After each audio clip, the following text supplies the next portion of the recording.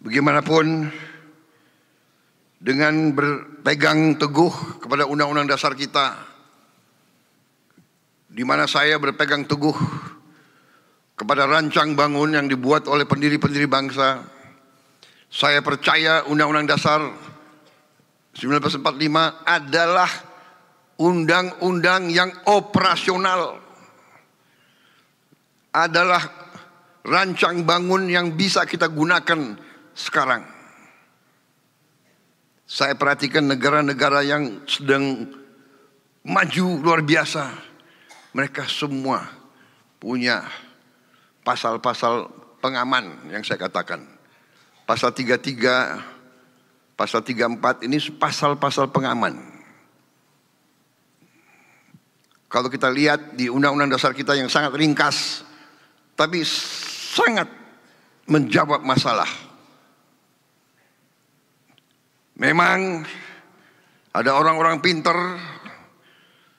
yang punya gelar-gelar tinggi. Saya yakin sebagian dari mereka memandang pendiri-pendiri bangsa kita sudah tidak relevan. Bung Karno, Bung Hatta, Bung Syahrir, Profesor Supomo, Muhammad Yamin, itu semua tidak relevan.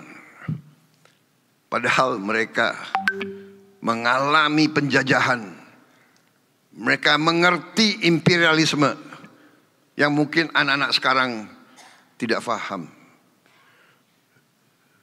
Dulu kita ini pribumi dipandang lebih rendah dari hewan.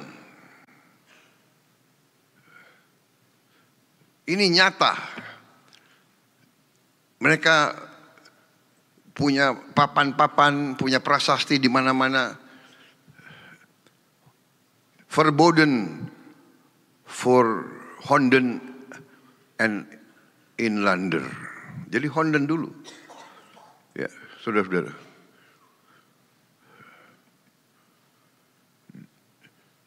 Pribumi dan anjing dilarang masuk. Jadi kita disamakan dengan anjing.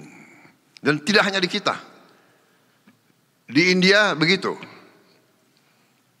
Nah itu. Dan bedanya di India dipertahankan sebagai bahan pelajaran untuk anak-anak muda. Dogs, no dogs or Indians. Jadi di Tiongkok sama juga. Dogs and Indians are not allowed. Di Shanghai juga begitu. No dogs or Chinese. Kita dianggap lebih rendah. Saudara-saudara, mereka mengalami imperialisme. Mereka mengalami penjajahan. Karena itu mereka menyusun. Saya,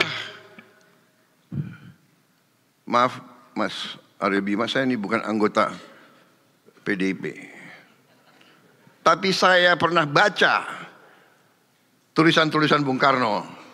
Tidak kalah sama orang PDIP. Jangan-jangan orang PDIP nggak pernah baca. Saya baca Indonesia menggugat. Bahkan Indonesia menggugat pidatonya saya bingkai. Ada di rumah saya di Hambalang. Benar atau tidak? Siapa? Sekpri saya. Benar? Pidatonya Bung Karno itu membuat saya bingkai. Dan dalam pidato itu beliau sebut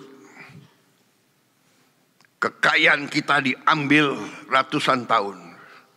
Dan beliau sebut komoditas.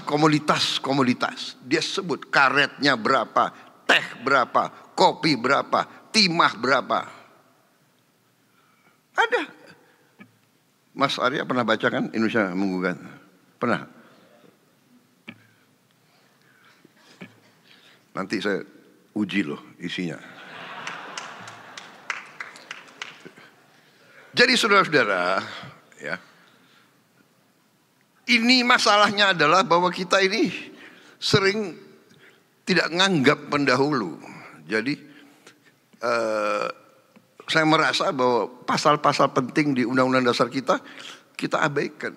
Ini yang membuat kita sulit sekarang.